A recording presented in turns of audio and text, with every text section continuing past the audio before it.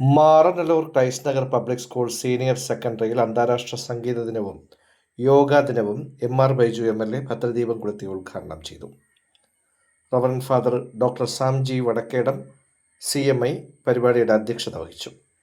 UDF Maranalloor മണ്ഡലം chairman നക്കോട് Arun, വീക്ഷണം deputy general manager Sajan, staff secretary Lakshmi, academic coordinator Suchitra, PTA president Premjith, അധ്യാപകർ, കുട്ടികൾ എന്നിവർ പരിപാടിയിൽ സന്നിഹിതരായിരുന്നു.